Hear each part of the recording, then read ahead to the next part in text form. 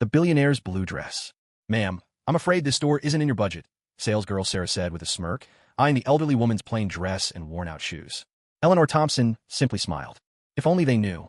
With a single phone call, she could change everything. And by tomorrow, she would. In the heart of New York City, where skyscrapers kissed the clouds and the streets buzzed with the energy of ambition, lived a woman named Eleanor Thompson. At 67, Eleanor was one of the wealthiest individuals in the United States, with a net worth that could make even the most seasoned Wall Street tycoons envious. Yet, despite her immense wealth, Eleanor lived a life of simplicity. She believed that true happiness lay not in material possessions, but in the joy of giving and the peace of a modest life. Eleanor's daily attire consisted of plain dresses, often bought from thrift stores, and a pair of comfortable shoes. Her hair, streaked with silver, was always tied back in a simple bun. To the outside world, she was just another elderly woman, perhaps a retired school teacher or a grandmother enjoying her golden years.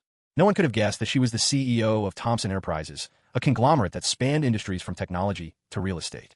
Eleanor's kindness was legendary among those who knew her. She donated millions to charities, funded scholarships for underprivileged students, and even personally volunteered at homeless shelters. But she did all this without fanfare, preferring to remain anonymous.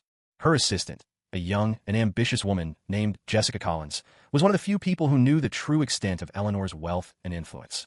One crisp autumn morning, Eleanor decided to treat herself to a new piece of jewelry. She had always been fond of simple, elegant pieces, and she had heard about a small, family-owned jewelry store in Manhattan that specialized in handcrafted designs. The store, named Gilded Treasures, was known for its exquisite craftsmanship, but it also had a reputation for catering to the elite. The prices were steep, and the clientele was mostly made up of the city's wealthy socialites. Eleanor arrived at the store dressed in her usual attire, a plain blue dress and a worn-out cardigan. As she entered, the chime of the doorbell announced her presence.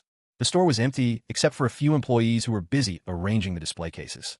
One of them, a young woman named Sarah, glanced up and immediately dismissed Eleanor as someone who couldn't possibly afford anything in the store. "Can I help you?" Sarah asked, her tone dripping with condescension. "Yes, I'm looking for a necklace," Eleanor replied politely, her eyes scanning the display cases. Sarah smirked and exchanged a knowing look with her colleague, a man named Michael.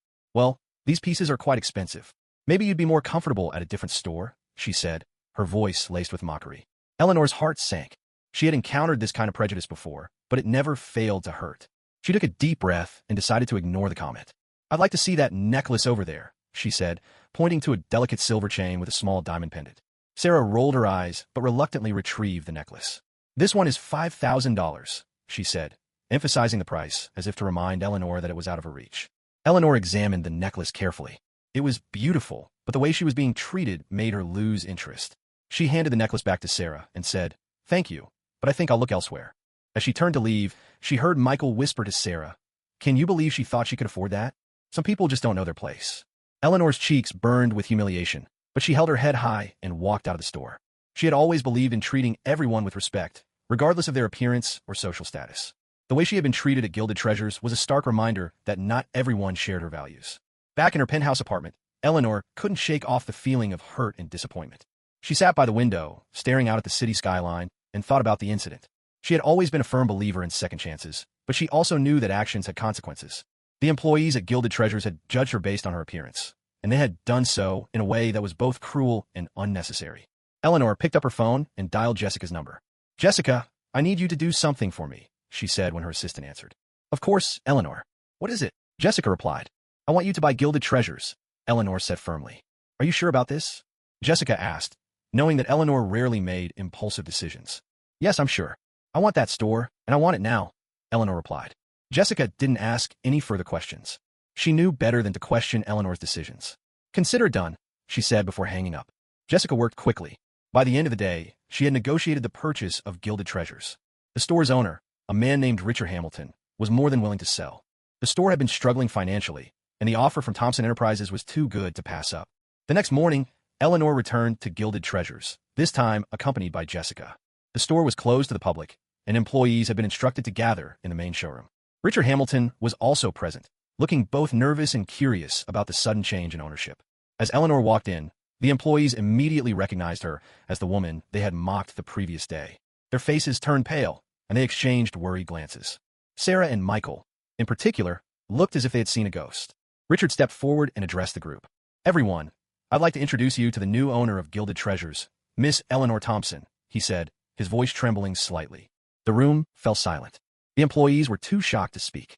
Eleanor looked around at their faces, her expression calm but firm. "Thank you, Richard," she said before turning to the employees. "I'm sure you're all wondering why I decided to buy this store. The truth is, I came here yesterday looking for a necklace, but instead of being treated with respect, I was mocked and judged based on my appearance. That kind of behavior is unacceptable. It goes against everything I believe in." The employees hung their heads in shame. Sarah and Michael looked as if they wanted to disappear. "I believe in second chances," Eleanor continued, "but I also believe in accountability. From now on, this store will operate under a new set of values that prioritize kindness, respect, and inclusivity. Anyone who can't adhere to those values will no longer have a place here." The employees nodded, their faces filled with regret. Sarah stepped forward, tears in her eyes. "Miss Thompson, I'm so sorry for the way I treated you. I was wrong, and I hope you can forgive me." Eleanor looked at her for a moment before nodding. "Apology accepted. But remember, kindness costs nothing. Never judge someone based on their appearance. You never know who they might be." Under Eleanor's ownership, Gilded Treasures underwent a transformation. The store's prices were adjusted to be more accessible, and a portion of the profits was donated to charity.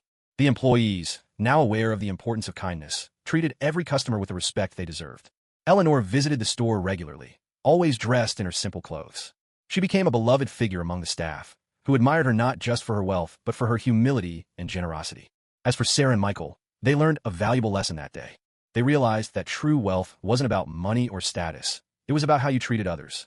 And in Eleanor Thompson, they had found a role model who embodied that truth. The story of the billionaire in simple clothes spread throughout the city, becoming a reminder to everyone that you should never judge a book by its cover. And for Eleanor, it was a testament to the power of kindness and the importance of standing up for what you believe in.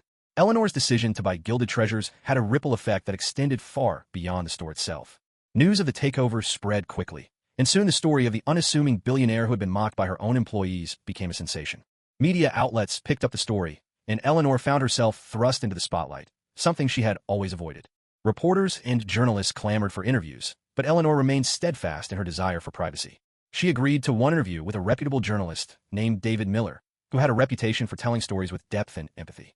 In the interview, Eleanor spoke candidly about her life, her values, and the incident at Gilded Treasures. What happened at the store was a reminder that we still have a long way to go in terms of how we treat each other, but it also showed me that change is possible and that even small actions can have a big impact. The interview was published in a major newspaper and quickly went viral. People from all walks of life were inspired by Eleanor's story. Social media was flooded with messages of support, and a hashtag Kindness Matters, began trending worldwide. Eleanor's influence continued to grow, not just in New York City, but across the country. She became a symbol of humility and generosity, and her story was shared in schools, churches, and community centers as an example of the power of kindness. Gilded Treasures, now under Eleanor's ownership, became a model for other businesses. The store's new policies, which prioritized inclusivity and respect, were adopted by other companies who wanted to follow in Eleanor's footsteps. The employees, once guilty of judging others, became advocates for change, sharing their own stories and encouraging others to do better. Sarah, who had been promoted to manager, became a spokesperson for the store's new values. She traveled to conferences and events, speaking about the importance of treating everyone with respect and the impact that small actions can have. "I was given a second chance," she said in one of her speeches, "and I'm determined to make the most of it. I want to be a part of the change that Eleanor started." Michael, too, found redemption. He became involved in community outreach programs, volunteering his time to help those in need. He often spoke about the lesson he had learned from Eleanor and how it had changed his life for the better. As the years passed, Eleanor continued to live her life with the same humility and kindness that had always defined her. She remained active in her philanthropic efforts, funding new initiatives and supporting causes that were close to her heart. But she also took the time to enjoy the simple pleasures of life: reading, gardening, and spending time with her loved ones. One day, as she sat in her garden, surrounded by the flowers she had planted, Eleanor reflected on her journey. She thought about the incident at Gilded Treasures and how it had led to so much positive change. She smiled, knowing that her legacy would live on, not just in the businesses she had built, but in the lives she had touched. Eleanor passed away peacefully in her sleep, surrounded by her family and friends. Her funeral was a celebration of her life, attended by people from all walks of life who had been inspired by her story. The eulogy, delivered by Jessica, captured the essence of who Eleanor was. Eleanor Thompson was more than just a billionaire. She was a woman of incredible kindness, humility, and generosity.